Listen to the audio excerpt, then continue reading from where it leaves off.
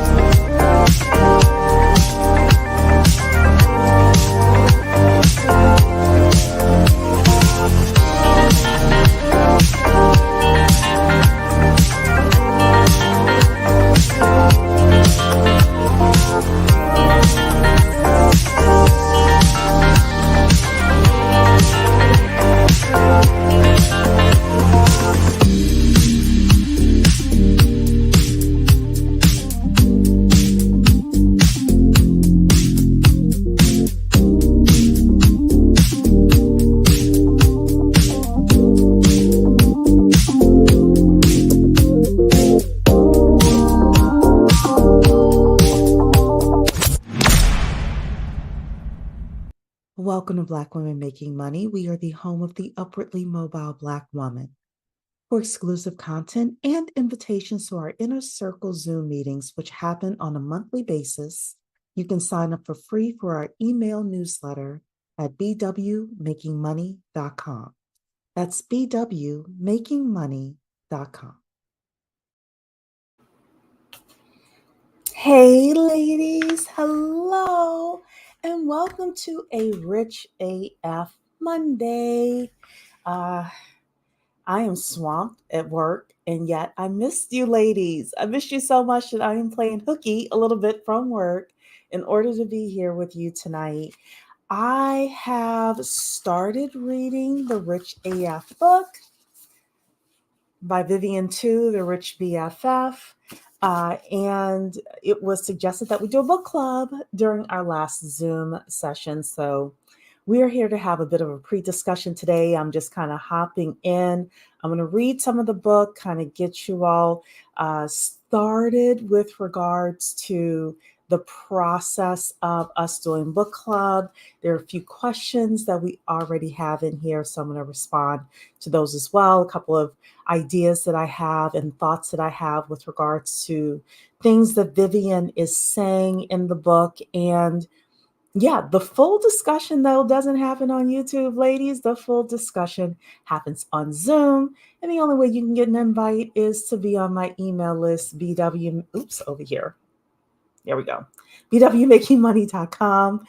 bwmakingmoney.com does not cost you anything to be on the email list, but that is how you get the Zoom invite for the behind the scenes discussion of being rich AF. So I want to say hello to Malika this evening, who is in the building. And Torian Dreams is here saying hello, ladies. She's also asking what chapters are we covering in the book club. So I always suggest things. I was like, okay, let's do a book club. I hadn't read the book, hadn't bought the book, anything like that. Glad I started reading the book in advance. I started reading it over the weekend and realized that the chapters in this book, like, there, there's like a lot of information per chapter. So I'm thinking that maybe chapters 1 and 2 will be our first session, and we may end up having 3 or 4 sessions going over the different chapters in this book. So I've read uh, a third of the book. The book is about 300 pages, and I've read 110 pages. So, um, and I even felt like that first 110 pages is a lot for one session. So we're going to chop this thing down a little bit for our discussion. So Malika is driving. She's not going to say too much. She'll make it home. Well, yes, be safe while you are driving. And what do you need to have read for the Zoom? I'm going to say just the intro and the first couple of chapters for the first Zoom is probably it. That's unless well, you're an accountant, so you got a lot going on, Tori and Dreams. With anybody else, if you want to read the entire book, I'm probably going to read a lot of it before that first Zoom. But if you are strapped for time, then just first couple of sessions. And thank you. Yes, these are my American glasses. I'm able to have these on today because I'm a contacts in. Haven't had my contacts in for a while, but today I do. So thank you so much to everybody. I hope you all are making money now. I hope that you're making money moves. There's so much happening. There's a lot of stories I've been wanting to cover and do. It's just that I've been busy. The phone has been ringing. Phone just rang now as I was on here, as I'm on here talking to you, phone rings, ringing now with a client of mine. So I'm blessed, very blessed. The mortgage business, the real estate loan business is moving, progressing. I want and need to triple my volume. In order to do that, I have to grow, I have to expand. I'm always telling you that there are 4 things that um, you need to work on. And the truth is, I need to work on these 4 things all the time: technical skills, soft skills, multicultural networks, and resources. And right now, I'm working a lot on my technical skills and my soft skills within the business. I'm doing my multicultural networking. I'm out at least twice a month doing networking. The question is, are you doing the same thing? And you know who else says that you need all 4 of those things? Vivian. In the book here, she doesn't exactly say it like I do, but yes, she talks about technical skills. She talks about soft skills. She talks about multicultural networks. Now, there's something that she says in her introduction that I'm going to point out to you. And we're going to have a bigger discussion about this when we talk on Zoom about this, because we as Black women do it all the time. And it's interesting that she, as an Asian woman, did the same thing. So we're going to talk about that. I'm going to point it out. And and then we'll have a greater discussion about it behind doors. But what I want to do today is I want to read a little bit and comment a little bit about Rich AF. Oh, another question that was asked is, can you listen to it on audiobook? The answer is yes. I think it was my girl Sophia asked if, can we listen to it on audiobook? Of course you can. You can listen to it on audiobook, get the information, and most importantly, let's apply this. So there are 6 chapters in this book, but the chapters are super long. The other thing is, I didn't realize how much cursing she did in the book. Maybe I'm older and I'm a little bit more of a prude, but the girl curses like every other page in this book. I think that's interesting. So she has a potty mouth, she has a sailor's mouth. When I heard her do her interviews, and I heard about 4 interviews that she did, I might have heard one cuss word, which is interesting because she does curse a lot. So If you have super sensitive eyes and ears, just warning you. But um, the book is broken up into two parts. The first part is you work hard for the money. You work hard for the money. And it is all about one of the big things that she talks about in this first part of the book, at least the parts that I've read thus far, is the fact that you can only reduce your expenses so far. And she's absolutely right about that. I've even said that. You can only reduce your expenses so far. You can only, reduce the place that you're living and your rent so much. You can only, not go out to eat so much. And yeah, you want to have um, fiscal responsibility. However, there comes a certain time where you just have to make more money. So her first section is all about you work hard for the money. It's about knowing your worth. It's about charging the right amount of money for your contribution to the company, and how you're actually going to do negotiating and negotiating skills.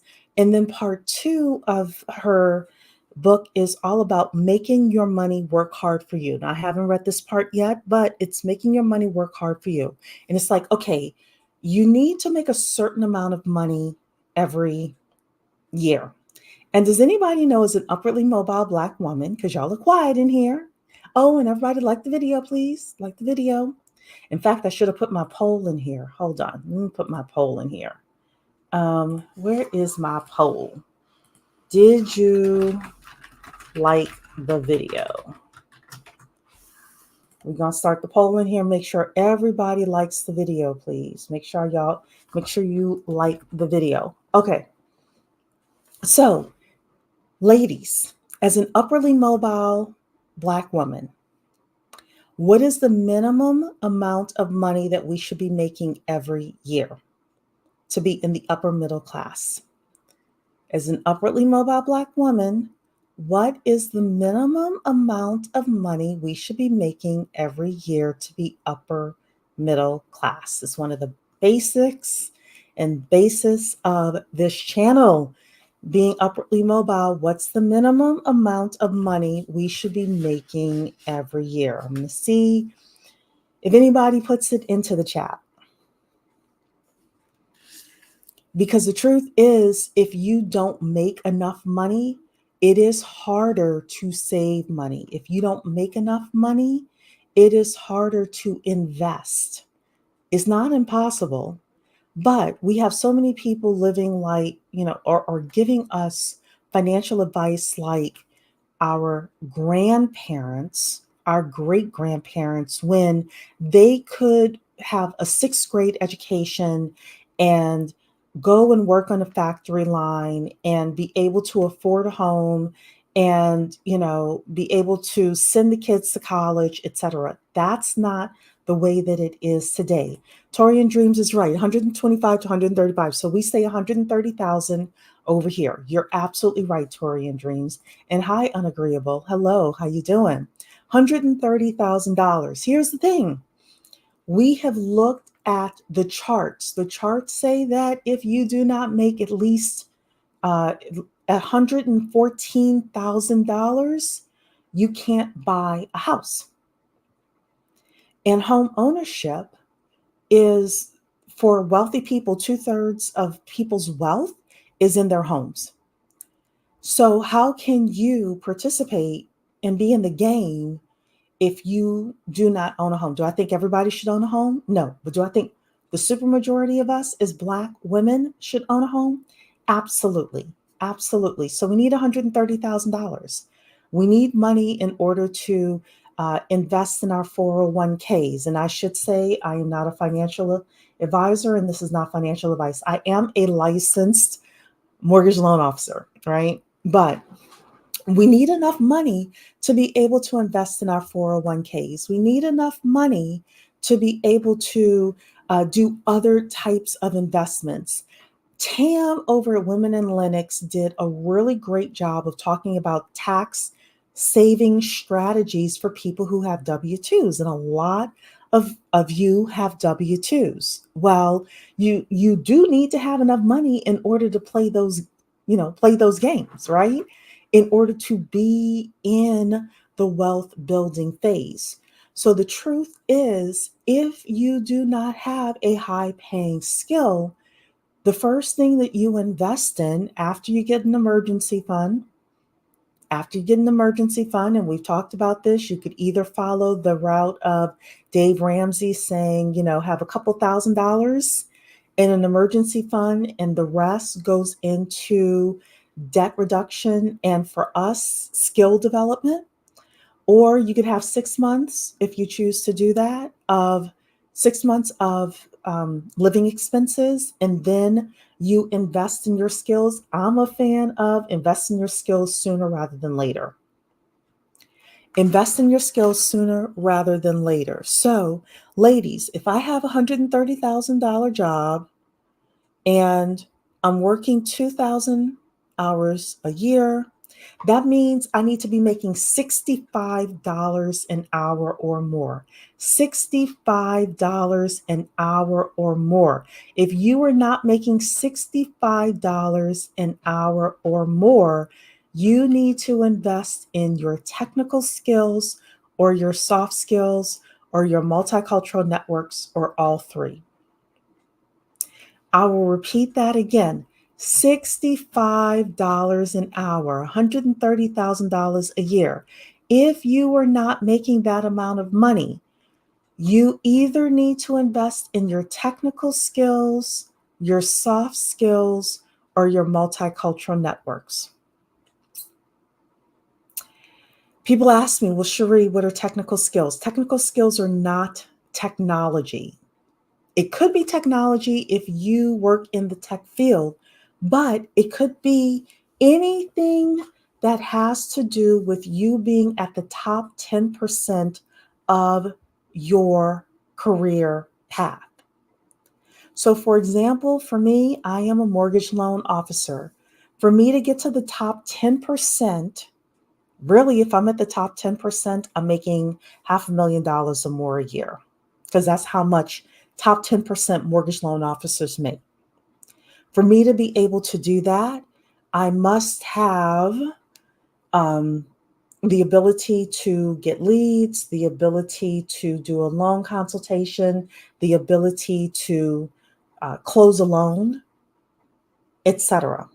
That has nothing to do with computers and technology. For you, for your career, it may be something different. For Torian Dreams, who I know is in accounting, it's not necessarily that she knows a tax code, but it could be the way that she researches the information to make sure that her clients get the greatest tax deductions available to that client. And what is her process? Her technical process of doing that research. Ladies, it's $130,000 or more. If you're not making $65 an hour, then it is important for you to invest in your technical skills or your soft skills or your multicultural network. Sometimes we have a lot of Black women who are like, I'm smart. I know what I'm doing. I don't understand why I'm getting ahead. And as you start asking them questions, the problem is not their knowledge. The problem is they don't know anybody and nobody knows them. Or worse, the problem is that nobody likes them. Right? So Malika's saying, oh, Lord, I definitely don't make that much. Malika, we need to raise your income, my dear. We need to raise your income. Every Black woman that is on this channel should be at $130,000 a year or more. And that number, honestly, is a couple of years old, but let's just keep it there for now. Every Black woman on this channel should be making $65 an hour plus. Every Black woman on this channel should be making $130,000 a year or more. If you're not, it's time for you to invest in your technical skills, your soft skills, your multicultural networks. The other thing that Vivian talks about, and this is a part of your soft skills, is she talks a lot about negotiation. If everybody else in your department who has the same job as you and who has the same credentials as you, if they're all making 130 and you're making 115, that is not a technical skill issue, that is a negotiation issue. So, what you need to invest in is a negotiation coach, a salary negotiation coach, somebody like a mentor Shelley, where you can role play and you can work with her in order to get the information that you need and to make a case for yourself. And it will be worth it. I don't know what mentor Shelley costs, but let's say she charges you $200 and you get a $15,000 increase in your salary. What's the return on investment? I used to have a mentor that said that a lot of people will step over dollars to pick up dimes. They'll step over dollars to pick up nickels. And what he meant by that is you're not actually focused on the things that can have a big increase for you. When I became a mortgage loan officer, before I became a mortgage loan officer, I paid a woman $800 in order to do some career transition coaching with me and for me. She helped me revise my resume, revise my LinkedIn. She helped me with interview coaching because I hadn't been on an interview in like forever. She was one that encouraged me to write down a list of people that I knew, let them know I was in the market. I ended up with 3 different job offers and I chose this one. And I was fortunate because I knew a lot of people. Some of you don't know enough people. Hey, Mentor Shelley, I was just talking about you. Some of you don't know enough people. Some of you, if you lost your job today, it would take you 6 to 9 months to find another job, whereas other people, it would only take them 2 to 4 weeks. And you know what the difference is? It's who you know, who knows you, who likes you, who trusts you, and who you have access to. Ladies, if you have not invested the money, into building your networks, either you go to meetups or you go to association meetings. You all know I'm a fan of going to the same ones over and over again so that the same people see you. But if you lost your job today, and I said, write a list of 50 people you know in the industry that you can call and have a conversation with and say, hey, I'm looking for my next job. If you can't write that list of 50, you got work to do. If you cannot write a list of 50 people whom you know and who knows you, I don't care if they are a receptionist, if they're an executive assistant, because a lot of the receptionists and executive assistants, they have power as well at these companies. Do you know VPs? Do you know recruiters that can put your resume ahead of everybody else's? Do you know entrepreneurs that can hire you? If you don't, especially going into DEI is going away. We've had this conversation. If you want to be rich AF, understand this. The quality of your network is going to be important. DEI is going away. Tomorrow, we're going to talk about Project 2025. For all of my politics ladies in here, if you want to be rich AF, you're going to have to navigate through all of this. If you want to survive the next 20 years, you have to be ready. So, hey, Victoria, happy Monday. Happy Money Monday to you. Tori and Dream saying, yes, Cherie, me and my friend were just talking about getting ourselves to that next level by the end of the year. You have to. Your financial future, your safety, your security, physically, mentally, financially, depends on you getting to the next level. It depends on it. Mentor Shelley and I will be talking about salary negotiation this week. Let me know when you all are talking about that. I definitely want to come and support. Definitely want to come and support, because salary negotiation is a skill. It is not enough. These people on YouTube, these people on TikTok, these people on Facebook and Instagram, just talking about get the certification, get your cert, get your certification. It's not enough. Do you know how to interview? Let me see if I can find this. Hold on, hold on. Let me see if I can find this. Mentor Shelley is going to love this one. I think I watched this girl a couple of days ago. She said that she was not hired for a job. Let me see if I can find this. And I want you all to see this young lady. Here we go. Here we go.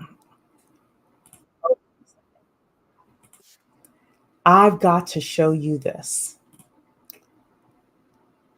I know we're verging off a little bit here, or veering off a little bit here. But here's, oops. Here's the young lady here on the left-hand side. Make sure you all can see it. This is the young lady here on the left-hand side. It says, lady gets rejected for job she applied for because of her tattoos. Why am I talking about this? Because this has to do with corporate culture.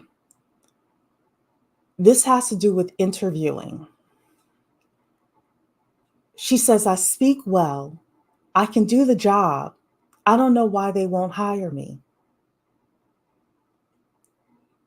I'm going to play a little bit of this for you. Again, this is the lady on the left who went and applied for a job and was rejected because of her tattoos. Let's listen to this. Applied for a job at TJ Maxx a few weeks ago, and they denied my application. They couldn't even call me. They just sent me some automated email. So I went in today and I was like, so what was the reason I didn't get hired? And she was like, oh, like you just like don't have enough experience. There was candidates that had like more experience than you. And, I asked her if it was about my tattoos, obviously, because I know a lot of places don't like tattoos. She said that wasn't the reason. I don't feel like that's true, but whatever, I'll leave it at that.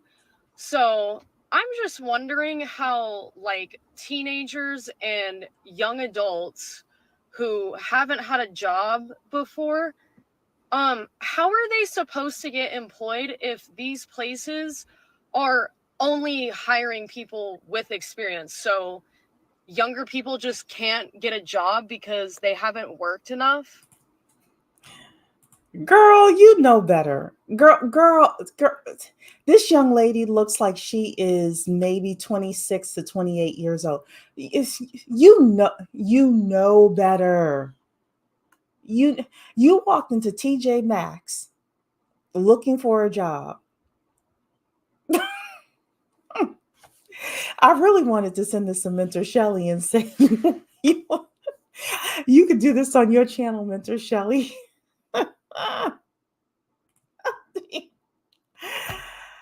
Corporate culture, anyone? Her tattoos are, like you said, screaming. Her tattoos are screaming louder than anything she has to say or offer. Yes. Now, she went in and she asked why was she not hired. They probably had to give her the HR response in order to cover their butts, but it has to do with corporate culture. Why am I mentioning this with us? Because with us, we have to fit into corporate culture as well. We have to fit into corporate culture as well. I wouldn't fit in everywhere, and I'm fine with that. You won't either. Yeah, please do a review on that video. Yes, please. So, unpopular opinion, she should have gotten rejected. I saw that and I was like, okay, okay. And of course, most people were like, yeah, you should have gone to work someplace called Spencer's or something like that, or a tattoo parlor or something, you know. And then there was another young lady who said, and Mentor Shelley, you know, if you want to ask me for the entire video, I can get it to you, give it to you. But there was another young lady who said she had tattoos on her biceps, her arms here. And when she went into interview, she wore a jacket, she wore a blazer. So they did not see her tattoos when she went into interview. And several months later, it was a hot day. She took off her blazer, her sweater, or whatever. And the boss, saw her tattoos and said that if he had seen her tattoos during the interview, he would have never hired her.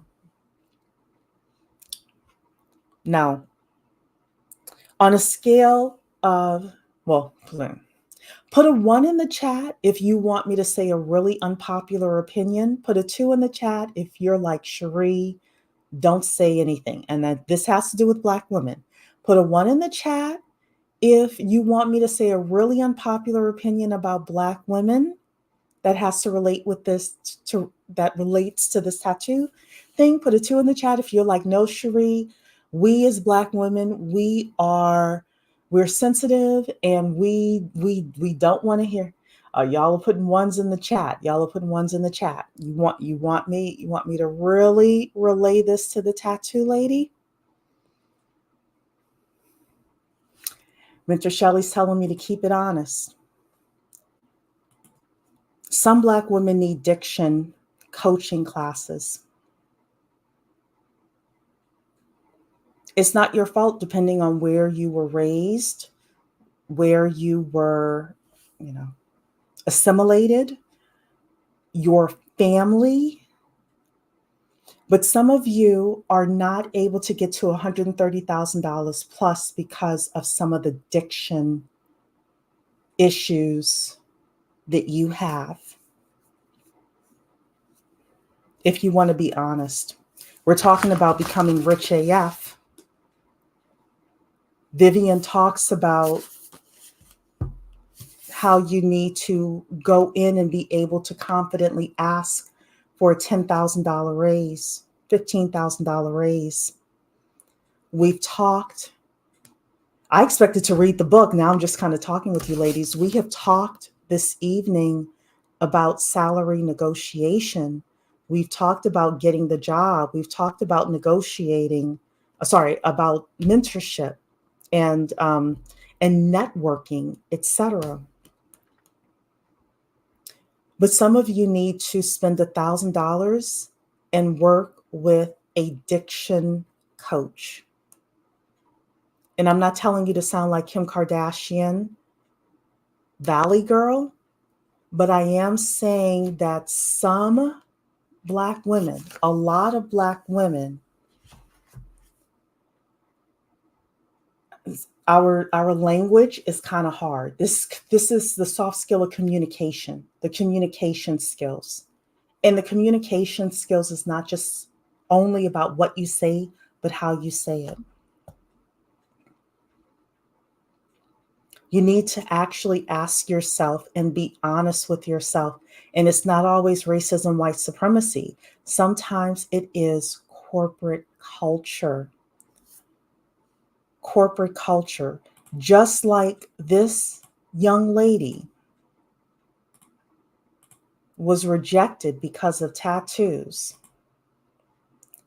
This young lady was rejected because of tattoos because she did not fit into corporate culture.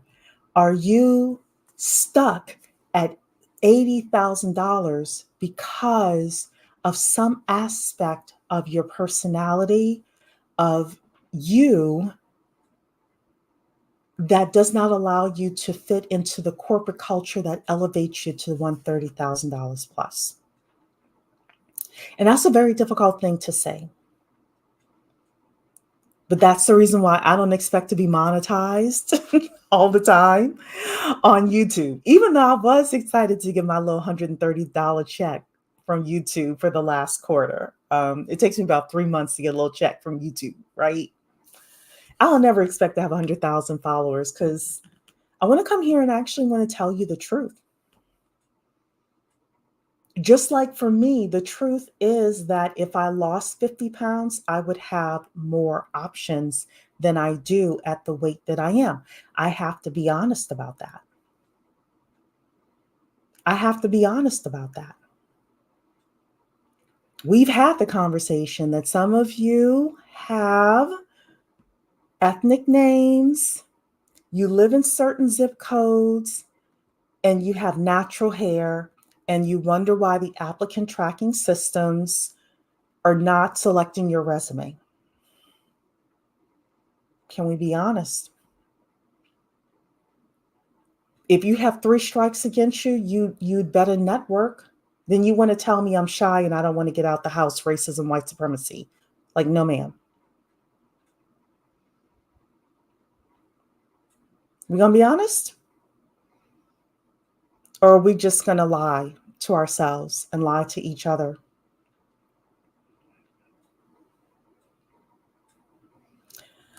So let's see what else you all have said in here.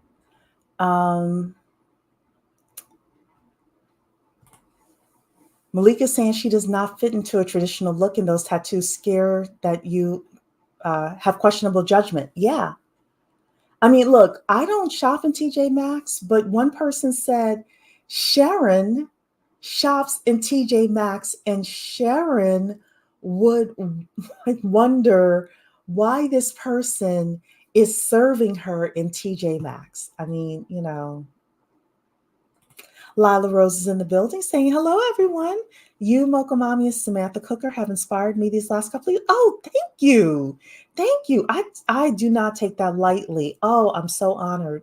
I'm trying to join the women group at the Performing Arts Center and the museum Young Fellow group. Well, good for you. Good for you. Definitely continue on. Lady Mauve is in the building saying hello.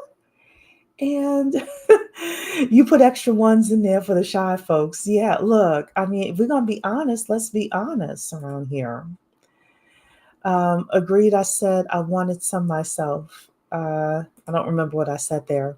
Torian Dream saying, let me keep it all the way honest. I never had an issue speaking in public pre-COVID. Post-COVID, I really struggle with speaking in groups. I have recently started researching pageant coaches to really help with presentation. That is great. What all of us have things that we need to work on. For me, it's my weight, right? I have a gym that costs $53 every other week. It's an investment. I have to invest in getting my butt up, getting on the treadmill, doing my 45-minute power walk, doing my weightlifting, and eating properly. We all have something we can improve on. So, Mentor Shelley is saying, if you are looking to climb the corporate space, there are some adjustments that must be made. Professional communication skills are paramount. Absolutely true. Lady Amav is saying, I already sound like a valley girl and I still feel like I need help. I have a habit of shutting down after something happens that doesn't agree with my ethics. Okay, so let's talk about this. I am not suggesting that anybody be in a corporate environment that is unethical.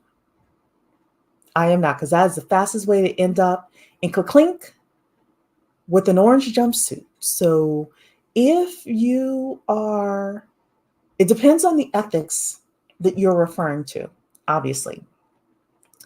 But for me, there's a certain threshold where I'm like, okay, whatever y'all are talking about. And then there are other things where I'm like, let me get the hell out of Dodge before I get wrapped up in something that I shouldn't be caught up in. So you specifically mentioned the word ethics. So if you and I were talking alone, I would want to know more about what you're talking about with regards to that, because that can have some tough implications. Yeah, I talked about natural hair, and I have natural hair. I do not have relaxed hair. I don't always wear my wigs, right?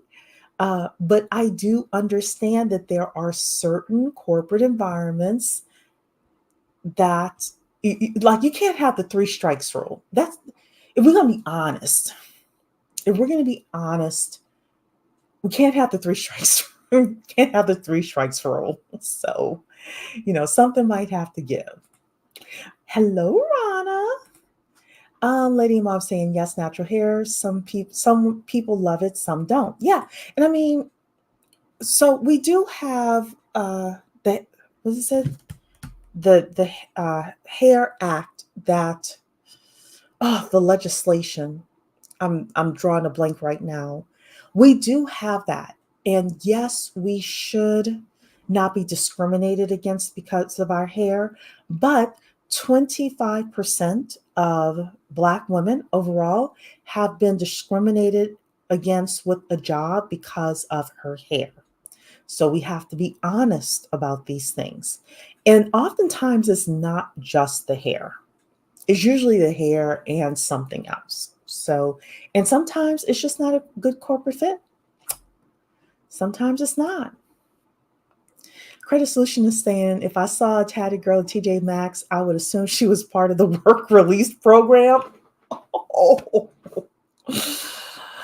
She looked kind of scary to me, I'll be honest. Unagreeable saying, I know too many corporate Black women with natural hair. That's a weird one. Yeah, so look, I'm not saying you can't have natural hair at all. I'm saying the triple threat. The triple threat, if you have natural hair, because people may see it on LinkedIn, right? They go look on your LinkedIn and Facebook before they call you in for an interview. This is what I'm saying. If you don't know anybody and you are applying for jobs and you have an ethnic name, number one, number two, you live in a certain zip code, and number three, you have natural hair, and you're wondering why the phone is ringing 50 to 75% less for you than for other candidates, what I'm here to do is tell you what the HR people cannot tell you.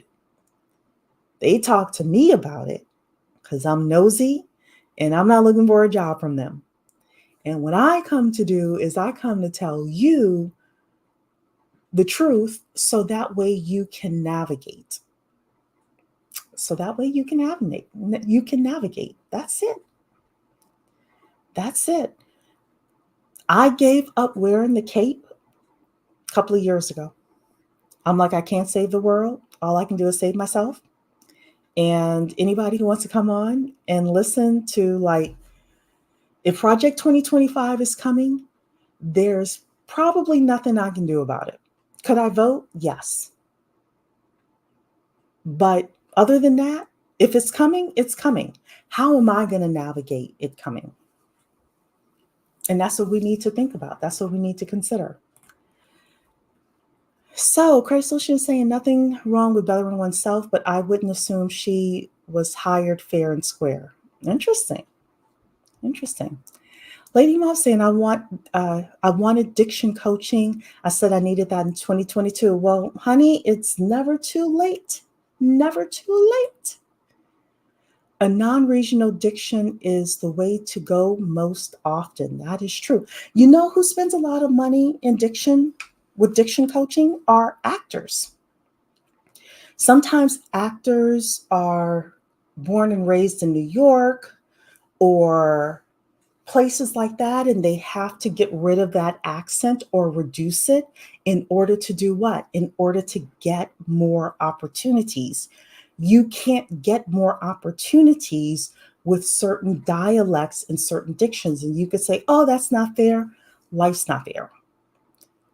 So maybe you spend $1,000 in order to get some diction coaching. In order to get some diction coaching. So, yeah. Most newscasters have that way of speaking. You have no clue where they are from. That is true. Ron is saying I always straighten my natural hair. Lady Mauve is saying, OMG, nothing like that. More so fake friends, catty people, nosy, etc. It pains me to be fake. I hate that about corporate. I stopped talking to people after that. Okay, all right. You were talking about the ethics thing. That makes sense. If it's just catty people, you find some people who are about their business who aren't catty. So, yeah, you have nothing named, which you told me about that before, Arana, but you live in the right zip code. Just stay in the right zip codes. And notice Mentor Shelley is quiet now. I don't know if she's still on here, but the HR people will tell you about the applicant tracking systems, or you were able to Google about the applicant tracking systems, about the artificial intelligence, about the racism in artificial intelligence. All I'm trying to do is tell you how to navigate it. And the best way to navigate the racism with the AI and the applicant tracking systems is to have a network of 50 people that you could call and say, hook me up with an interview. Like once I get into the interview, I'm fine. Call who are you going to call and say, hey, can you get me an interview? I need to make a move. So Lady Mava saying, I have yet to see natural hair in any corporation's e-board, and I've looked into it. That's true. It's true. I think it's coming though. I wouldn't be surprised if it's not coming. So Ronna Love is saying, I'm reading the PDF of Project 2025. Yeah, I started reading it, and first of all, it's 900 pages. I have to admit, I'm not reading it all, but when we come in tomorrow and we look through Project 2025, we're going to read through, I think it's the first 4 or 5 pages where they have their executive summary. But let me tell you, the Republicans are prepared. They didn't expect Donald Trump to win last time. And this time they said, whether it's Donald Trump or whoever it is, because they put this thing out 9 months ago. And we're over here talking about fresh and fit and Daisy's pregnant and all of this. In the meantime, you got some serious people who are saying, oh, even when the Republican president, whoever he or she is, and they did say that in the document, because Nimrata was running. So they were like, well, just in case, whoever he or she is, the next time there is a Republican president, this is what we have planned. And they also said within the Project 2025 PDF, they also said that the last time the Republican was in office, which was Donald Trump, I think it was like 75% or 85% of the initiatives that they asked him to do, he actually did. And y'all know Donald Trump is not a planner. So yeah, it's 900 pages, 900 pages. So, and people are talking low and broke conversations. That's absolutely true. That's absolutely true. So let's go through just a little bit of this. This is the Rich AF book club is happening. bwmakingmoney.com to get an invitation. The book club is happening. What date is this? I think it's the 19th. It's happening on May 19th at 6 p.m. It's going to be a multiple month book club. So if you all want to get the Rich AF book and start reading through it, you can. The first couple of chapters is what we're going to talk about during our first session. But I just want to read a little bit of some of the things that I highlighted here and just have some things, for you to think about. So she talks about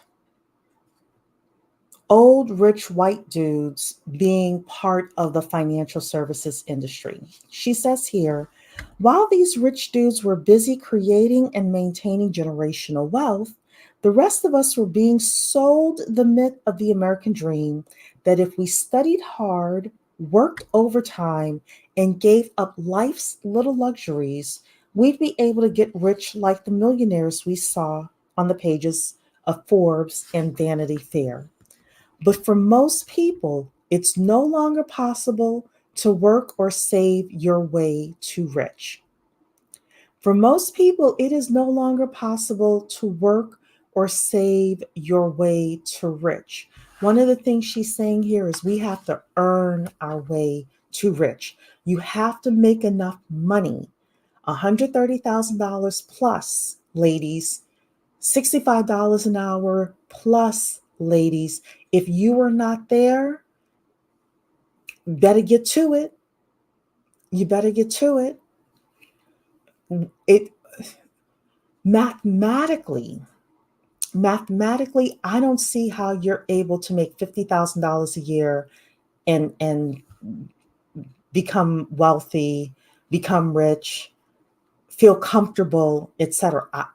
If somebody can work the math for me, please do. The one person I was talking to a financial advisor once. I'm not going to say who it was, but it's somebody that if you were in the YouTube streets, you would recognize.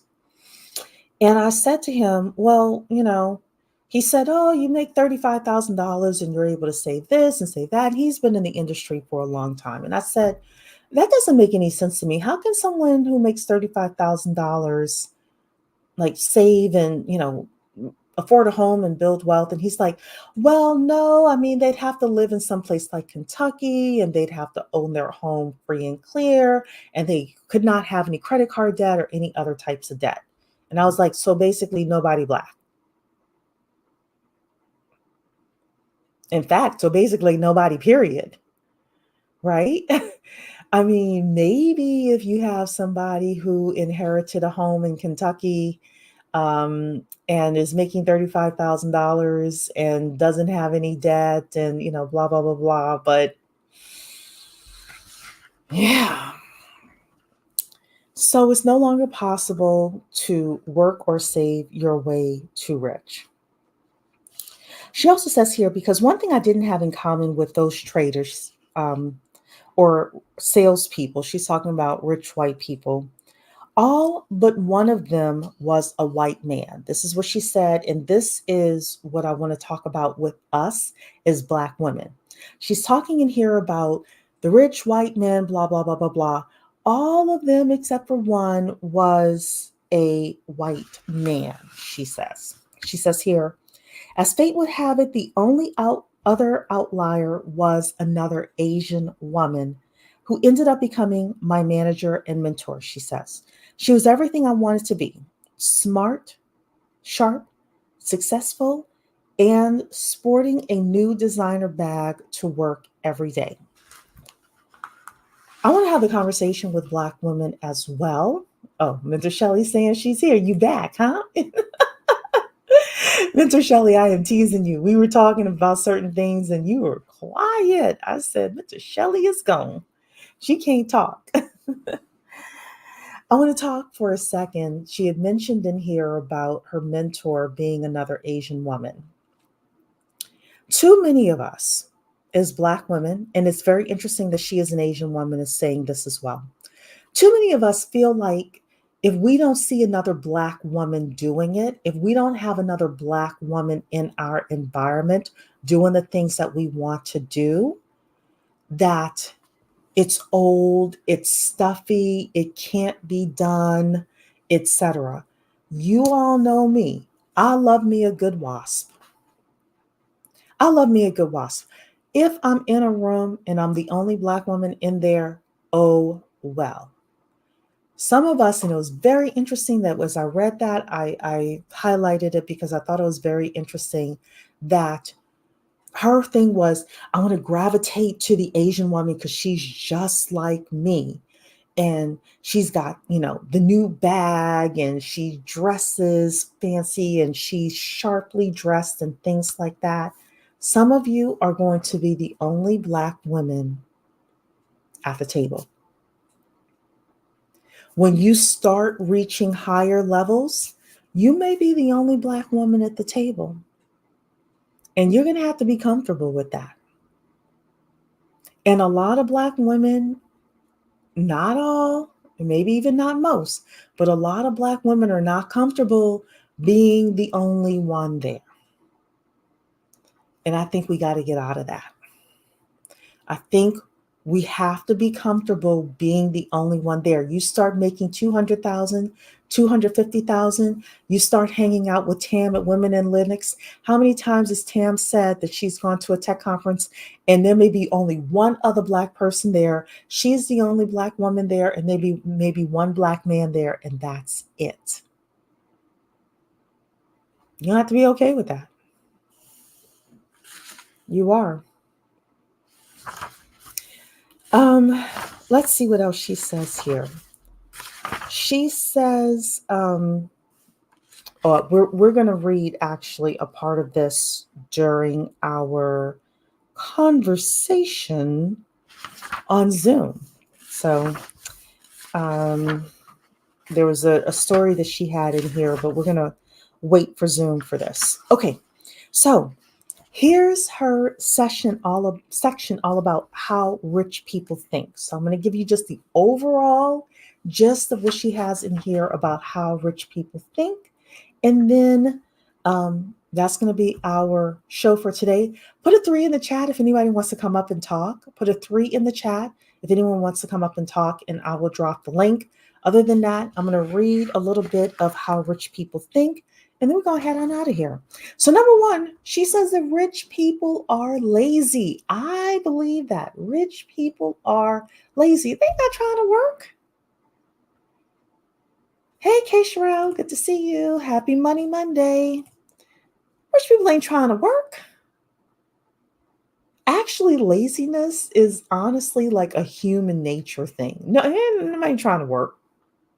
They're not trying to. These people are like, I love to work, and look, I enjoy being busy, but yeah, if I could lay down and not have to work as hard, yes. Rich people do not want to work hard, she says. The whole just work hard and you'll be rich mentality drives me insane, she says. Rich people know that everybody else is making money through labor. Though, granted, sometimes they labor themselves, they fully intend to have a plan and scale back on active work hours as soon as possible. I'll put the link in there for people who want to come up. Okay. But it's not just that they don't want to labor. They simply know that they can't work around the clock. Rich people know that they cannot work around the clock. They have to have their money working for them. So number 1, rich people are lazy. Number 2, rich people don't just have higher paying jobs. Rich people do not just have higher paying jobs. Now notice she didn't say rich people have low paying jobs. She did not say rich people have low paying jobs. She didn't say that. She said rich people don't just have higher paying jobs. Right? Let me pin this here, and we're going to remove the poll here so that way you all are able to come in. Rich people, she says here, most people assume that rich people just have better paying jobs than they do. That's not true. It's not the whole picture, at least. So understand this. Rich people do have high paying jobs. Can't get around it. Right? She says here, but most of their money is actually tied up in assets, including company stock, bonds, mutual funds, real estate, fine art, and other things. Number 3, rich people do not care about impressing you. That is Cherie. I could give a shit if you like me or not. I don't care if you like what I'm wearing. I don't care if you like my lipstick. I mean, I'm flattered if you do, but I don't care if you don't. And rich people feel the same way. Their riches are not shown in things like Lambos or Louis Vuittons. Their riches are not shown in things like Lambos and Louis Vuittons. Somebody say black celebrity, the real housewives, every football player, every basketball player, every hood rich person we know, people running around leasing Lambos, or better yet, renting them for the day, taking pictures on them like it's theirs, people pretending to be flying in a private airplane, etc. KJ, I see you. Give me 1 second and I will bring you up. Rich people don't care about impressing you. So they put the vast majority of their spending power into buying assets. Instead of buying a Lamborghini, they're more apt to buy a two-family duplex. So that's number three. Number four, rich people have an abundance mindset. If you are on this, oh my gosh, there's a recession. Oh my gosh, my industry. Now, if your industry is dying, obviously pivot to another industry, but it's not for lack of it. There's plenty of abundant wealth out there. And if you connect with enough wealthy people and you offer them something valuable, you can leverage your talents, not necessarily your time, but your talents in order to become wealthy as well. Number five, rich people share, swap, and scratch each other's back. Shout out to networking. Shout out to networking. Rich people love helping each other out. We've got to have networks. Number four, rich people think long term. The truth is, wealthy people think in 100 years. Rich people think in 25 years. Broke people think, am I going to be able to afford my car note next week? Number seven, rich people love giving away their money and watching it come back. Number eight, rich people, especially the generation above us, so I think she means Gen X or baby boomers, have had it easy. It has to be more so the baby boomers. And they did. In the past, it was a lot easier to get rich than it is today. And that's true. But guess what? There's going to be a lot of inherited wealth. And we talked about that in this channel.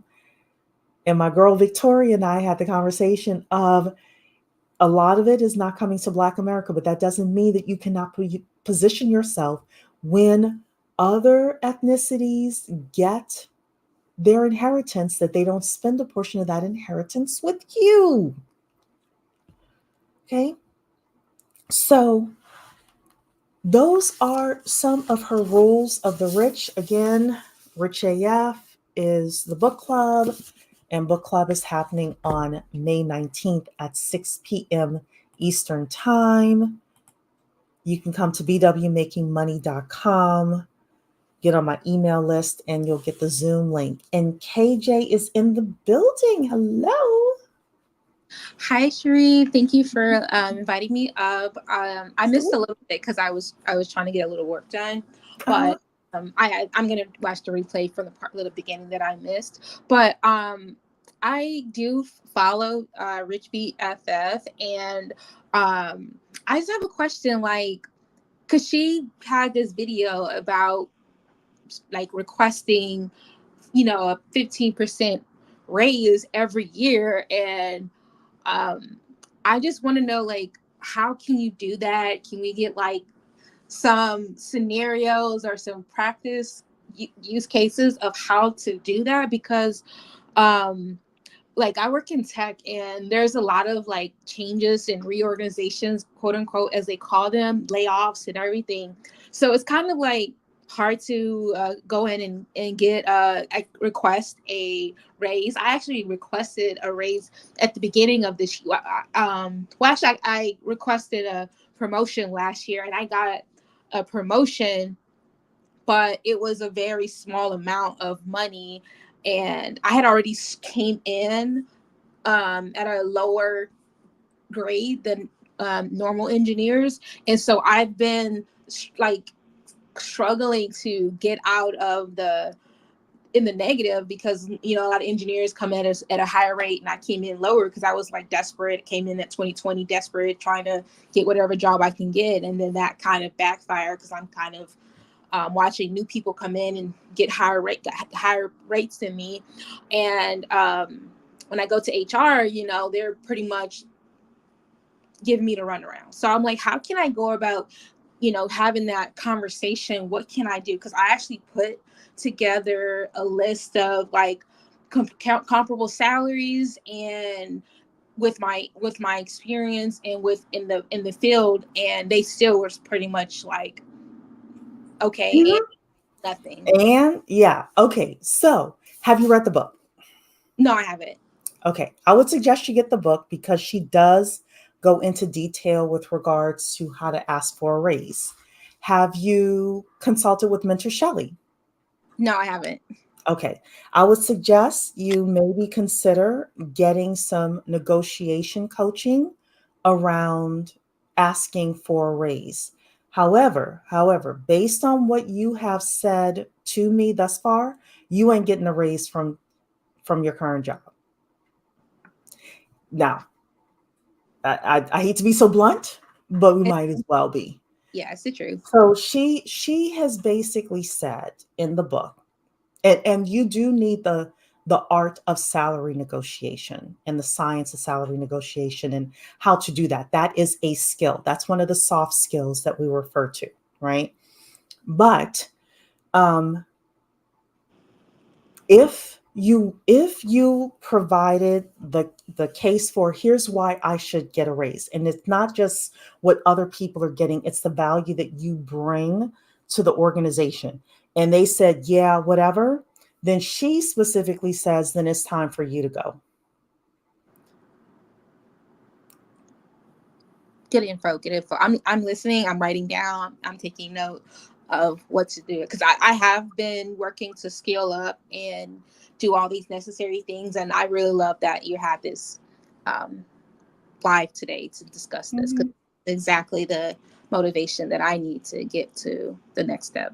Yeah, Mentor Shelley saying one of the best ways to get a salary hike is to switch jobs and get in a different company. Mr. Shelley is saying it. I'm saying it. Vivian is saying it. So we're all outlining this. Maya Angelou says when somebody tells you who they are, believe them. Your corporation told you what they believe, what they think of you. Well, I really appreciate talking with you today, and I look forward to discussing this book with you guys, and I'm excited. So thank you so much. Yeah. So my suggestion to you is not just to get another job, but to really think about your career. When we say play chess, not checkers around here, it is thinking about the next 10 years of your life and what monkey branching is going to look like for you. Oftentimes on YouTube, people talk about monkey branching with regards to relationships. It's time for you to monkey branch with regards to your career. But in order for you to do that, there is a lot of strategy that you're going to have to put into this next move. So I would encourage you to get the book. If you can afford it, I'd encourage you to talk to someone like Mentor Shelley, and really lay out a plan. So that way, when you monkey branch, you're not monkey branching to the next place because of desperation, but you're actually getting in there from a position of power. Awesome advice. Thank you so much. Okay. All right. You're welcome. Anybody else wants to come up? Where's my girl Victoria? Who else is in here? Mentor Shelley, if you want to come up, y'all can just be on audio. Here she is, Miss America. Hello. What's It's so going funny. on?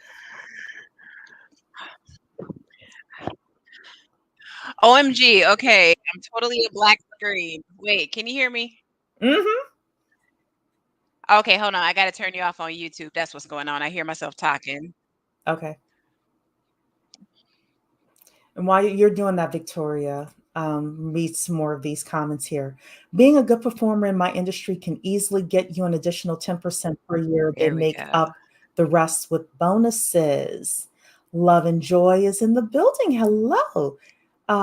Saying you're not wrong. Even Eliza Doolittle had to practice. The rain in Spain falls mainly in the plain. And you're also saying here the biggest fight my husband ever had was naming our kids. He wanted a very ethnic sounding name. I'm like, nope. I want to give my kids the best shot at life. No overly ethnic sounding names. It is harsh to say this. It is harsh to say this. However, why do you think Asian people fight so hard to get an um, Americanized name? They're not doing it for their health. Mm. They're not doing it for their health. They're doing it because it is an economic barrier for them. We have to think the same way, and oftentimes we don't. And Blue Ivy has her. You ain't Beyonce or Jay-Z. Now come on, Mm-hmm. come on. So I love and appreciate this comment, Love and Joy. We have to be honest about these things. And Rocky Left Wing is in the building as well. Hello, hello. Okay, Victoria, let's hear what you got to say. Ma'am, we're going to have to talk offline, but it's been crazy. We did the event this weekend. So, How was me and my it? girl, it was great. And me and What? Shelly got to hang out. So, hey, What? Mentor Shelly, there in the chat somewhere. Hey, girl. No, it was a great, honestly, it was a great event. And I love that you're talking about what you're discussing tonight. Mhm, So I wanted to, I guess, shed a little, like, give some of my perspective on the negotiation thing, because mhm, I was thinking about that myself. And like in the past, where I used to sit at my jobs, and be a little bitter or upset that I wasn't earning what I thought I should earn. But I mhm, had to be real with myself. It was just, I'm thinking about what I think I'm worth, right? mhm, Because I'm a millennial. I was taught that I'm a special snowflake. I was also taught that, like, I'm the most important person in the room, no matter what, even if I don't perform. So I'm coming in with some of that chip on my shoulder anyway. But I never sat there and thought about, what did I bring to this team or this company to increase revenue? What did I do to show them that I'm valuable? Did I come in here and communicate with upper management? Did I come in here and let them know how I'm going to be a integral part of helping this company increase their revenue, or I don't know, their customer reach by a certain percentage? If you're not thinking like that, don't walk in that office and embarrass yourself, because they're going to look at you like, oh, okay, you're just literally telling us just to give you more money for whatever, just because, again, there is a stigma. If you are a certain age, if you're a certain race, if you come in there, it does appear that you have a chip on your shoulder, and not necessarily that you're trying to communicate to them that you are worth your weight. Sadly, a lot of us will have to show it before we can go in there. And you also have to go in showing tangible evidence. You have to show them how this is what the company was at when I got here. This is how I've helped increase revenues, sales, customer interactions, customer, touch points, and all that kind of stuff. Like, you have to show them what you're worth, essentially. It's not just, oh, you're here, and oh, mhm. because cost of living has gone up 3.4%, I deserve 10. I would Actually, I'd laugh you out of the office. over the past 3 years, I heard this stat that cost of living's gone up like 40% or something, like the real Yeah. cost of living. I think it's 40% or something like that. So Mhm. look, it's no joke right now. The other thing is, oh, as you were talking, something popped into my head. Um, oh, oftentimes we as people, I'm not going to just throw Black women, I'm going to say people overall, and I'm going to say uninformed I don't want to say uneducated like in formal education. I mean, like, we don't know how things work, right? Mhm. We wait until the day before performance review to start gathering our stuff together for promotion talk, salary talk, etc. What she says in the book, and this is very true, and I'm sure Mentor Shelley will attest to this as well, is strategic people are in front of the conversation 6 to 9 months in advance. Strategic people are talking to, and she actually talks about this in the book. She says, go into your boss's uh, uh, office 6 months in advance, 9 months in advance, whenever, and have a conversation with them. And she outlines the conversation you have. What is the company looking to do over the next year? How can I be involved? I am going to come back during performance review and ask for a $10,000 raise. What would I need to do in order to get that raise? Right? Um, you're coming back, Victoria. Okay, let's remove you here. Um, what would I need to do in order to get that raise? And she does go through within the book, she does go through like that, you know, the conversation and the way to have that conversation. And she also says, if you need to practice that presentation, then practice it with a friend, or like I say, with a mentor, Shelly, or a coach, or somebody who can give you some real feedback with regards to how you want to say it, how you want to present it, etc. But if you're waiting until the day before or the week before to even think about the salary increase and the promotion conversation, you're waiting too late. 6 to 9 months in advance is what you should be thinking of. I mean, I honestly think you are preaching to the choir here. And if Shelly is in the chat still, she is probably sitting there laughing her butt off because she and I have had a major conversation about procrastination, and not her, but me. Okay. Because, hang on, let me click into my little audio here. Home without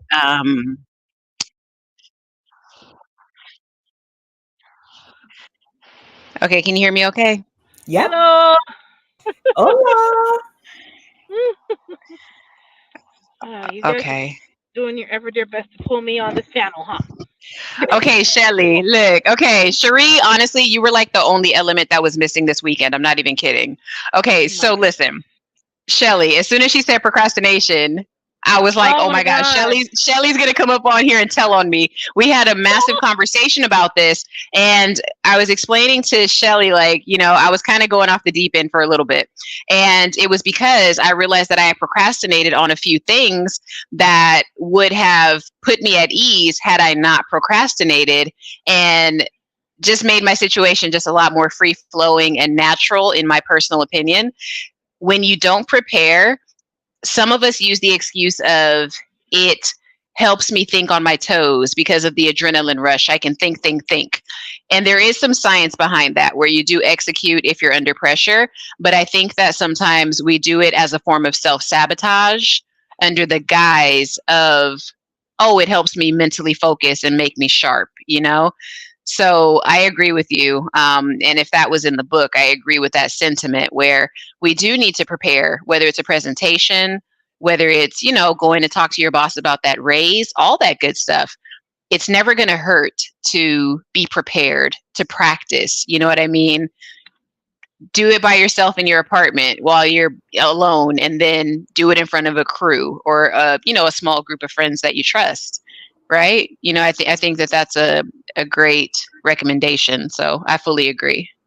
Yeah, Mentor Shelley, Yes. Um. the queen. Hello everybody. Definitely. Anything that you're talking to, this is where now I'm putting my HR hat on, but also making sure that you're a career savvy person in this chat. Any little changes that you've contributed to that has added to the bottom line, you need to have that in your tickle file, not just for talking to your boss, but also for when you're going on interviews as some of your showcase pieces in your professional portfolio. If you've created some form of a process that either is saving them time or increasing their bottom line, you should have that in your tickler file long before your performance review comes up. They should already know that because you're doing things throughout the year or throughout the 6 months or throughout the 3 months, depending on how many performance reviews you get every year. So you shouldn't be waiting for, oh, performance reviews are coming up. Let me go find this. No, you should already have that stuff in your projects file. So when they said, "Oh, what did you do for the year?" Well, we know you did because I had my performance review. She said, "Well, we know you went through this and you did this in the implementation, and we know you have changed around the orientation because you did this, this, and this. It's already known. It's already documented. It shouldn't be something that, oh, let me go grab this. If you're working with a boss that is accountable, of course, or a boss that is going to give you credit where credit is due." So of course, some people have crappy bosses. Let's be clear, but for the most part, you should have your stuff already prepared. It's not just for performance review time, but it's also for your professional portfolio to show. Okay, well, while I was here, I accomplished this. While I was here, I made these positive changes that helped the organization do X, Y, and Z. You should always have that in place, or you should always be looking for opportunities to show that you truly made a difference, a positive difference in that organization. Not just doing the job duties and have that listed on your resume, but what did you accomplish? What difference did you make? The documentation of that should already be in your portfolio. So, Mentor Hmm. Shelley, let's put some real dollars and cents behind this and some Hmm. real tactics behind this. And what I like about the book is she is very tactical with Hmm. regards to telling people how to do this. And I believe within your book, you probably have tactics as well. Let's Yep. say that we have a young lady who is able to get not a lot of money, let's just Hmm. say an additional $10,000, right? Hmm. She goes in and she effectively negotiates another $10,000. She's not just going to be paid that additional $10,000 this year, but she's going to be paid that additional $10,000 for the next 20 years. Let's assume she doesn't get any more raises than that, which once you develop the skill, you should be able to grow from there. That's an additional $200,000. $10,000 raise over the next 20 years. 10,000 times 20 years is $200,000. Here's what I'm going to say to my women there, young and mature. Why would you not spend $200, $400, $500 in some coaching if that is what you need in order to make another $200,000 over your lifetime? This is where, when my mentor says we step over dollars to get to dimes, this is what he's talking about. Where what are we investing in? What are we investing our money in? And what are we investing our time in order to really level up? So, uh, the other thing is some of you do need that the tactical, when you're talking to Mentor Shell and you're like, how do I do that? Because a lot of people will come on YouTube and say, you should do this, you should do that. But in order to learn the how to do things, either you're going to get the book or you're going to reach out to a Mentor Shelley or somebody like that and say, okay, I'm not exactly sure how to actually do this. Will you actually screen share with me? Let's walk through it, etc. What do I say? What do I do? How do I file and organize my things, etc., in order to be successful? Um, I just can't say enough, Mentor Shelley, how important it is for people to get the help that they need and to invest, just like they're investing in a certification. They need to invest in these kinds of soft skills. They need to invest in going to networking events and building their networks. Go ahead. Um, you're absolutely right because you can have the certification, and if you don't know how to negotiate right, you're not going to get the what the certification is worth. Mm-hmm. Absolutely. Lady in Mauve has a great question here. She's asking you, what is a good amount to ask for when we know there isn't any or much upward growth in the department, especially if we don't have the highest qualifications? Mentor Shelley, how would you answer that question? So, what is a good amount to ask for when we know there isn't? Okay,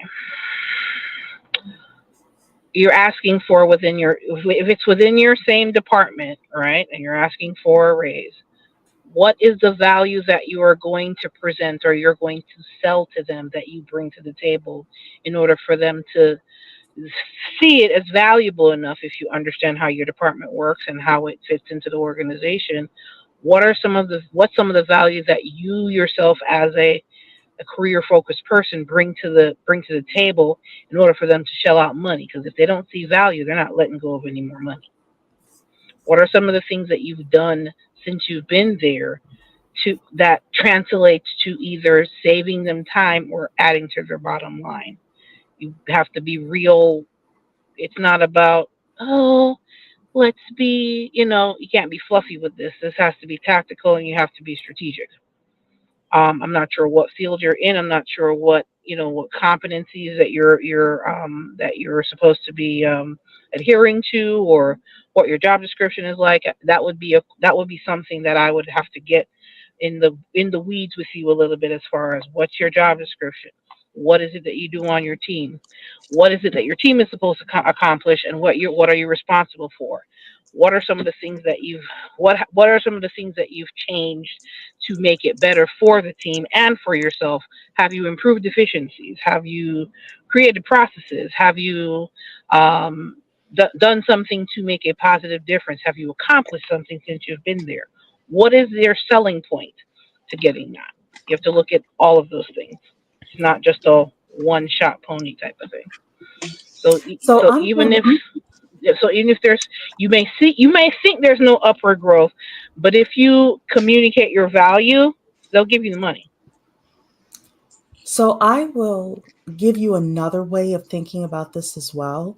Based on the question that you asked, my first thought was, why don't you have the highest qualifications? And if it's like, hey, I need more schooling, I need a certification, I need to go and get my associate's degree, my bachelor's degree, my question would be, would they invest in, or instead of giving you a $10,000 raise, would they give you a $10,000 grant to go back to college, or pay for you to go to college, or pay for you to get that certification or something like that? I'm always asking, how do you get to the top 10% of technical skills within your career? So sometimes the money that you're asking for is not necessarily um, salary for yourself. It would be a bigger tax write-off for them if they paid to level up your skills. The second thing I will say, and Mentor Shelley hinted at this, but I will put it in another way, is that there are two things you care about when you're considering how much you're asking for. Number one is the strength of the department itself and how much the department adds to the overall corporation. And number two is what you bring to the department. So there are some departments in some of these corporations where no matter what you do, you could be the best person out there, the best technical skills out there, the best employee out there, the highest qualifications, and they still cannot give you any more. If that is the case, it may be time for you to monkey branch. And Lady Yep. Marv, you had said before you had never heard of monkey branching. You got to research it. Definitely research monkey branching. Definitely research monkey branching. I did on this channel, I did a session on monkey branching a while ago. So if you even want to go and look that up again, and it was a discussion on how we as upwardly mobile Black women can monkey branch. But going back to your qualifications, my question would be, why don't you have the highest qualifications? And is there something we can do to fix that first? Because if you can fix that first, potentially, again, depending on your current situation, that may be the domino that affects everything else. So you're saying here definitely more schooling would be needed. I'm not going to stay in this direct field, but I'll be here for another 2 years. So I want to increase until I leave. Okay. So then it is like, what are you bringing to the table now that the Yeah. business needs? So, Hmm. and Victoria is saying that the technology ain't technologying tonight. Girl, Unfortunately, she just a said it's mess. hating. It's hating. I have a question for both of you ladies regarding the education aspect. Okay. So I'm all about reverse engineering, right? It's like, okay, let's determine what our goal is for the year, right? Like, let's say, I don't know, I want to bump up to team lead or something, right? Depending on how your company is structured. Would it be a good idea for us to start paying attention to the goals, the targets that our company is discussing during these team meetings that people say, oh, this could have been an email? Should we maybe not take that approach so much anymore and just pay attention to what they're actually saying their objectives are for that year, and not really discussing it with your team, but just taking it upon yourself to reverse engineer how you are going to meet those metrics for the year? That way, it's kind of a way for you to stand out and look as if you have been paying attention, if that makes sense. I just feel like sometimes we're getting the answers handed to us. It's just that we may be dismissing them sometimes and saying, oh, well, I don't want to pay attention during this meeting because I know what they're going to be talking about. Sometimes they literally just want to know you're listening and that you're going to implement some of the things that they said. And then you're going to reiterate it come the one-on-one time that you have with your supervisor. So what are your thoughts about that? Just reverse engineering what they tell you at a meeting and just making a personal pledge to yourself to fulfill those objectives for the company. Does that make sense? Oh yeah, absolutely. Because I think that's a step that a lot of people skip. It could be as simple as, I don't know, decrease your handle time for people in a call center or something like that. You know what I mean? And it's like, okay, I can just do that. I can cut calls shorter, or you know what I mean? It's like, I just sometimes I don't feel like it's that difficult because the company tells you what they want to do for their year end goals. You know what I mean? They tell you every single year what they want to do. Yeah, so I think it depends. I'm a play chess, not checkers kind of girl. Hmm. So I would say reverse engineer even further than that. What's Hmm. your 10-year goal in your career? And Mentor Shelley, I want Okay. to actually do something. You can steal it if you want to, creative theft. I wanted to do this show called Do You Have a Remote Job or a Remote Career? Because so many people want remote jobs instead of thinking about remote careers. I actually created the thumbnail for it. I just haven't had a chance to do it yet, but you can, like I said, you can create a theft, steal it if you want to. Um, but even more than that, it's thinking beyond this year, thinking 10 years down the road Hmm. and reverse engineering from there. And then understanding, yeah, I mean, one of the best jobs I had, uh, there was the COO in the company, and he wasn't a boring guy to me. But people weren't really into business. They weren't into how are we really going to grow and grow this company, etc. And during a meeting, like people weren't paying attention, but I was, and he mentioned the book Blue Ocean Strategy, which was a very popular book with um, leaders of medium sized and large companies. So it was a very niche book. But of the people that, I don't want to say that mattered, that's not true. Of the influential people in business, everybody knew this book, right? So he was talking about this book that he had just read. And I took it upon myself to go to, must have been Barnes and Nobles or Borders at the time. There wasn't an Amazon like that. And I got the book and I read it. And a couple of weeks later, I walked into his office and I said, "Oh, I read that book, Blue Ocean Strategy, blah, blah, blah, blah, blah." And his eyes lit up like, "You read that? Oh my goodness." And he's the COO of the company. And I was like a junior analyst at the time. So, yes, what you're saying, Victoria, is very true with regards to paying attention and reversing, having the reverse strategy. Yes. Mhm. But even thinking beyond that.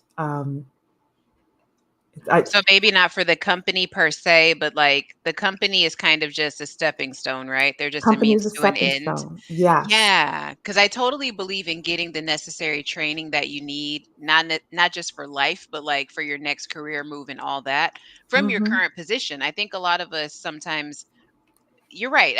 I could see that. Yeah, we have a bit of a narrow-minded, and that's probably the wrong way to say it, but it's just, A narrow focus. Yeah. yeah, a narrow It's like, focus. how do I get the next $5,000 raise? How do I get the next $10,000 raise? Instead Yeah. of, I'm at 80 today, how do I get to 150? That's real monkey branching, right? Mhm, How do I get to mhm. 150? How do I get to 200? What do I need to get there?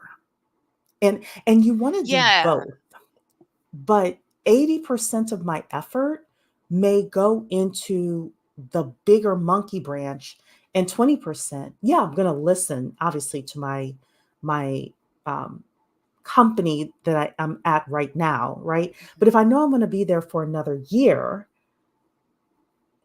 I don't know. I think that question you asked is a little, um, for me, it's a little Mhm, broader and a little more nuanced in the same way. Like, it depends on the person, it mhm, depends on what their trajectory is. And mhm, I just don't want to see Black women, especially on this channel, pigeonholed into, I'm just thinking about the next 9 months and getting to the next $10,000. It's like, mhm. yes, however, I also want you thinking the next 50 to 100,000 as well, because that's what the rich AF girl is doing.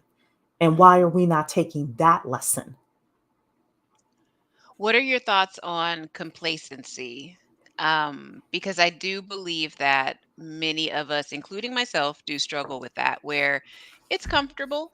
Mhm. It's a little, it's kind of like when you see a cute pair of shoes in the store and you try them on and they're like a half size too small, but you could do it because you sit at the desk anyway, so you just need to be seen. Squeeze.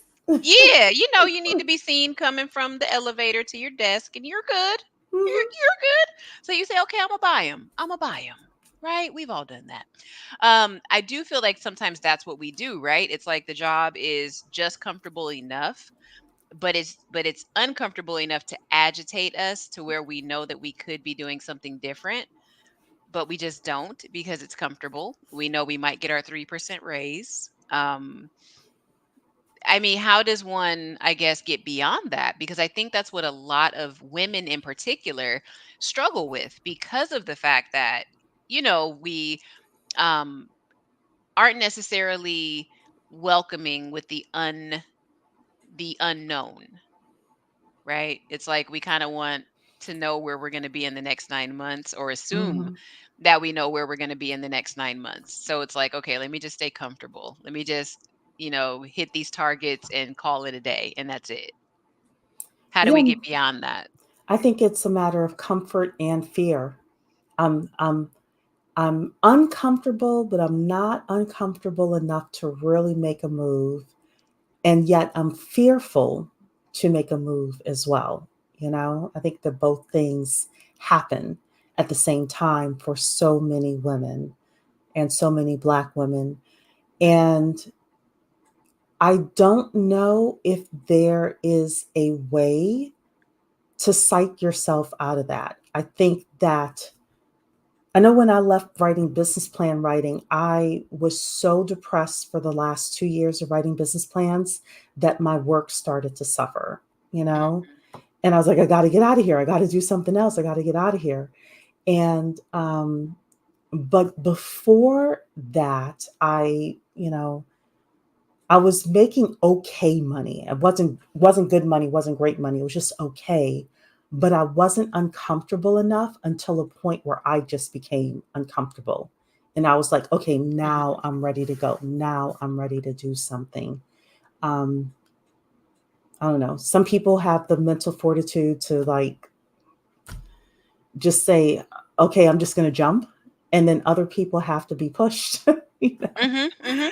So, Or Mentor Shelley, displaced, okay? They gotta be or displaced. displaced. And that's the worst thing Well, when you're displaced and then you're desperate, you know? Listen. yeah. We have to be we have to understand what kind of uncomfortableness we're willing to endure. Is it the discomfort of change, or is it the discomfort of fighting with ourselves not to change, or the discomfort of pursuing what we really want? I'd much rather be in a position where I'm feeling uncomfortable, but I'm pushing for what I want. And if it's to get another 20,000, give yourself another year. If the job where you're at is not giving it to you, start monkey branching in other places. And if that's going to mean, okay, let me document this, let me have this for my portfolio, so when I go to these interviews, I can use it as a showcase piece. Mhm. Like what kind of uncomfortable are you willing to live with? You know, What kind of and Mhm. uncomfortable are you willing to live with? That's a yeah, word right there yeah, Mhm. because it's the truth, you know? yeah. Yeah. Um, it happens in our work lives, it happens in our home lives, you know, our neighborhoods, etc. And I think we should lessen the amount of tolerance that we have. Mhm. We should Pre- lessen the amount of tolerance that we have for pre- comfort. preach. Because the truth is that, I'm always comparing the wasp just because I'm like, okay, because a true story, I was in my late 20s, I'm working at this job. I have I'm as smart as the other two men in my department. We were all at the same level of like same job title. They were making $20,000 more than I was. They both of them. I just so happened to see payroll one day. I wasn't supposed to see it, but I did, Mhm. and they were both making $20,000 more than I was, Mhm. and it wasn't because of racism, white supremacy. It was because I didn't negotiate my salary, and because I stayed there too long. They monkey branched. Every couple of years they went to work someplace different. I did not. I was the like I had, you know, the boomer parents, the black boomer parents where it was tough for them and for their parents to get a job. So once you got someplace, you stayed. You stayed there. You were grateful to have a job. I mean, you didn't allow toxicity, right? But, Mhm. an additional $20,000 a year over a 10-year period, Mentor Shelley, that's 200 grand. Over a 20-year period, that's 400 grand. And that's not even counting cost of living adjustments, right? So how much money and it's not just about money, it's also about opportunity as well. It's about additional rooms we can get in. It's about additional opportunities that we can have. It's about additional um, charitable contributions we're able to do to the organizations that we love that we can't do because we're comfortable and we don't want to rock the boat. Right. And one last thing, because I saw we did have another person come up. I just wanted to say this Mhm. and then I'll mute myself here. But I also wanted to, I guess, get your ladies' input on maybe sometimes you're pivoting into the next position at your company isn't necessarily skills based. I only say this as a chatterbox, as a talker, right? I've seen multiple people throughout my career, my jobs I've ever had, everything, where they're able to pivot because they know how to network. And because they have the relationships, people are willing to take a chance on them and just move them up to the next position because they're just likable. So I do think there is, while we don't necessarily need to focus 100% on likability, I do think as Black women, we do need to we need to pay special attention to that because a lot of us have an attitude of, I'm just going to come in and do my job. Don't talk to me, leave me alone. We might have to let that go a little bit or relax it a little bit and be more tactful with it because sociability at work is a skill. I actually do believe in what do they call it, a personality hire or whatever. I actually believe those exist. But They do exist, and they totally do. it's about corporate culture. So I will say Yeah. this. Yep. As artificial intelligence increases and there are fewer people needed to do the same job, they're going to be billion-dollar companies run by 7 people in the Mhm. future. I think it's more important to network than it is to have skills. Mhm. I It's agree. more important. Who you know is going to be infinitely more important than what you can do. That doesn't mean that when you get in there, you can't back up what you can do, you know. Mhm. But who you know, who knows you, who likes you, who's like, you know what, that Victoria, yeah, she's never done anything like this before, but I believe in her and I believe she can do it. And let's bring her over here. And if she says she needs $5,000 to go to some class in order to learn how to do XYZ, just add that to the budget and let her go and let her learn how to do this. Like that's Cherie, the future. I'm smiling so hard because I don't know if I've talked about it on this channel. My first corporate job I ever got, this Black lady came and scooped me out of the field, as we used to call it. She scooped me out of the field and said, "Honey, you look very metropolitan. I don't think this job is for you." When I got this opening and to be my my right hand person, she said, "You're the first person I thought of." She said, "You're so metropolitan." I will never forget that she said that. She didn't say, "I think you're skilled. I think you're motivated. I think you have what it takes." Metropolitan? Yeah, I was That's sitting so. right, I was sitting there like, "I'm metropolitan? Okay, Er, girl. Well, let's negotiate then since that's all that it takes, I guess." Um, but you just never know the impact that you have on people. Um, and I can actually speak that in on the business side as well, which Shelly, we've totally vibed on that this weekend. It's like you never know who's watching you and you never know who's going to give you the next opportunity. So very true. I want us as Black women, if I can say this and be done, please, please, please, we have to learn to step outside of ourselves and just learn to be a chameleon. If you want to say good morning to 5 extra people in your office that day, do not pull yourself back from doing it. Just go ahead and do it.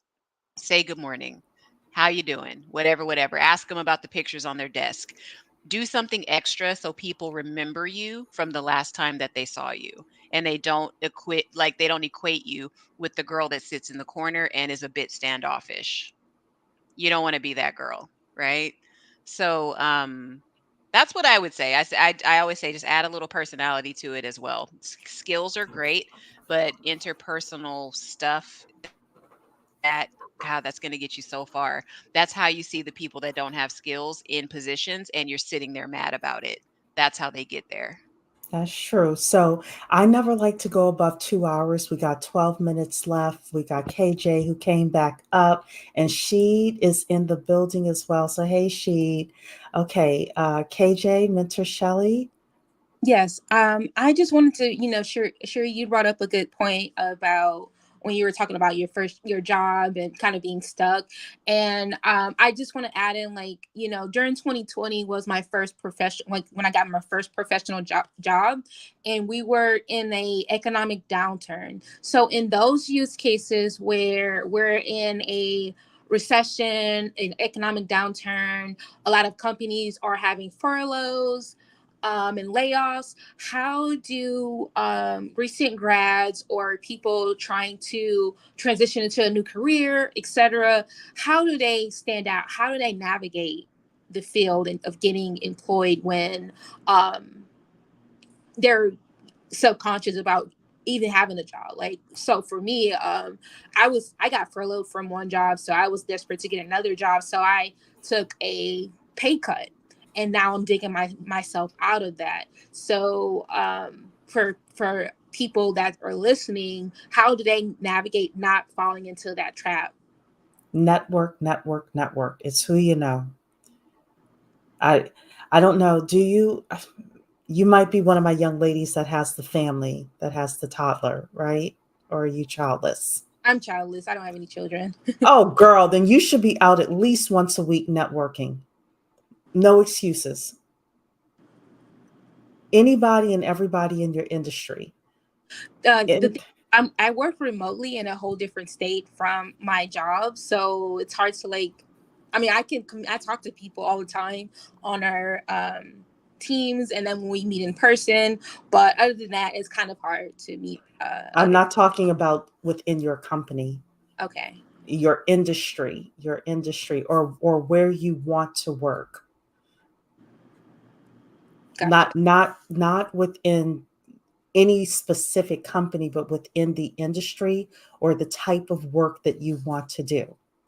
There needs to be at least 50 people who know you, who like you. Let me tell you something. And this is something that mainstream media does not say, that your auntie Cherie, your cousin Cherie is going to tell you. Even in a recession, there are always people hiring. The thing is, they ain't putting it on LinkedIn. They aren't putting it on Indeed. They aren't putting it on, I don't know, whatever other platform that's out there. But if they like you, trust me, I'm a woman who does real estate loans. And if you saw the amount of money in these people's bank accounts, your mouth would drop. If they like you, paying you $90,000, $110,000 is nothing to them. If they like you enough, they will find a place for you. But if nobody knows who you are, and you're childless, girl, once a week you should be out. Twice a week would even be better. Networking, networking, building a network. I cannot say that enough. Mentor Shelley?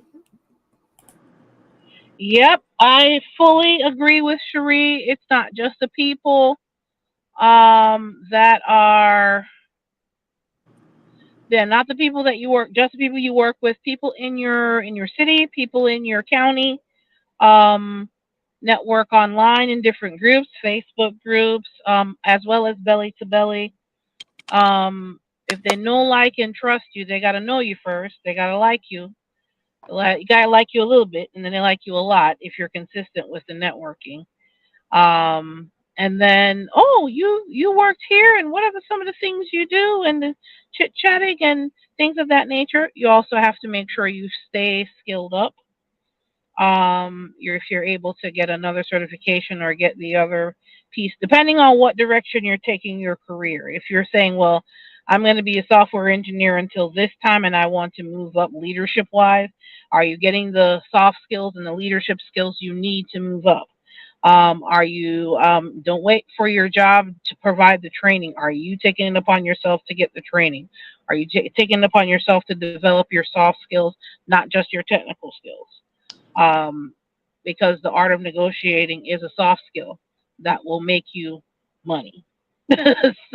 so, that, and while you are, I'm not sure what your future holds personally, but while you have the freedom to be childless, take advantage of the time you have to capitalize and make your career the best forward, you know, uh, economic mobility, as make it as economically mobile as possible. So get out there and network. I That's agree my with advice. that. It is harder for women once you have children, if you choose to do that. Once you have children, it is harder for women to build networks outside of like mom networks. And it is harder for women to get educated. That is why I know that there are people online telling, Black people don't get a college education. I'm like, I don't think that's wise for young Black women to do. Uh, Build your network while you are childless. because once you have children, things shift, things change. You already want that network built. And Torian Dreams is saying, yes, learn from Bozeman St. John, Sis Network, and Monkey Branch like crazy. I don't know who that is, but I'm sure we'll be able to research that. I'll tell you something else I did, KJ, and this is a little bit more advanced, but if you decide to do this, um, I have a podcast. You may have seen it actually on the channel earlier today. I interviewed a gentleman who helps people do real estate investing. And I started just inviting people that I wanted to have conversations with, that I wanted to know a little bit better. And it does help my business with regards to having a reason for them to come and talk to me, because people like to be interviewed and talk about themselves, blah, blah, blah. Well, after my call today, this gentleman, I might not have been able to have as easy access to him except for my podcast. Well, one of the things that I want to do is network with these individuals and also give presentations. And after we, wrapped up the filming of our podcast, I said, "Hey, how can we work together? How can we network, et cetera, et cetera?" He said, "Well, I've got a whole group of realtors you can come and speak to," which I tell you, that is like gravy to a loan officer, to hear somebody actually invite them to come and speak in front of the other realtors in their office. So my point to you is, if you felt up to it, you could always start a podcast. And starting a podcast could just be a live stream that you stream through StreamYard to your LinkedIn and maybe a Facebook and your YouTube channel, and start inviting people that you want to know and find out about them, who they are, et cetera, and develop a relationship with them that way. So it's a little bit more advanced, but it does work. Does work. And it's also a great way for you to meet people who don't live in your area as well. So, all right, we got 4 minutes left. Mentor Shelley. Final words. Final words. Making sure that we are negotiating. We funny enough that Victoria and I talked about a lot of the things that we discussed in this today. Um, when things are getting ready to change and transform, the signs come in patterns. So that's telling me something. We have to make sure that we are in charge of our own personal economy, and whether the employer we're working with now is a part of that plan or they are just in the plan for a certain period of time, the only person that can make that determination is you. If they're not giving you the raise or they don't value your skills, make sure you take your skills to where they are valued more. Or if of course, there's some people that want to start businesses, or if they're just looking to advance their careers, then there's ways to do that. You want to make sure that you're upping your skills, not just the technical skills, but the soft skills as well. Soft skills can make you more money sometimes in certain situations than the technical skills can. Making sure that if you're not sure or you need help or coaching in certain areas, whether it be negotiating your salary or understanding how to interview or understanding how to showcase yourself in an interview, whether you're interviewing with one person over the phone through a camera lens or you're interviewing in person, it doesn't matter. You have to, the art of interviewing well, that also can turn into money. It all depends on how you do it. If you're not versed in those skills, if you need help in those areas, definitely seek help. It definitely, I help with those type of things. You can go to mentorshelley.com/consultations. And of course, I appreciate Cherie, as always, bringing the relevant topics to the fore, so we all know in some way, shape, or form we can take advantage of what's going on out there and we can truly live rich AF. Back to you, Cherie. I love it. Victoria, did you have anything final before we head out? I mean, listen, I don't even think I could follow that. My goodness gracious.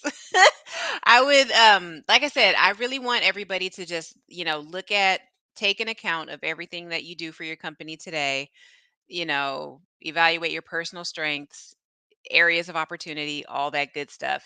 Get as much from your company as you can. Please start investigating, education opportunities, training opportunities. Take those things, okay? They don't have to know that you're taking those to use them at another company to basically jump from one lily pad to the other, monkey branch. They don't have to know that, right? And I think for us, we really need to just start thinking about our goals and our future and taking the steps necessary without worrying about what people will think about what we're doing. Just make it happen. Because at the end of the day, it's all about you. If they decide their budget can do without $50,000 in it the next year, you could very well be on the chopping block. So just like they can let you go just as easy, look at them the exact same way. Okay. So just skill up and plan your exit. That's it. If you feel too comfortable, you are probably not in the right place and it's time to pivot. It's okay to be a little uncomfortable. So that's what I'm going to leave you guys with. Get uncomfortable. Okay. Like a little tight pair of shoes. Hashtag get uncomfortable and Yes, girl. unagreeable is saying great discussion. She is a fly on the wall. We appreciate having you here. So, the Rich AF Book Club, the first date is going to be on Sunday, May 19th, 6 p.m. Eastern Time. You can listen to the audio book. You can get the book from Amazon or your favorite location. The only way to participate in the book club discussion is through Zoom, and the only way to get that link is if you are on our email list at bwmakingmoney.com. And beside that, ladies, you cannot save your way to wealth these days. You cannot save your way to rich these days. You cannot have a $30,000, $40,000 salary and get rich these days. You have to have the income and you have to have the financial literacy to make it. So that's our topic. All right, ladies, thank you so much. And I will see you all tomorrow to talk about Project 2025. Take care. Good night.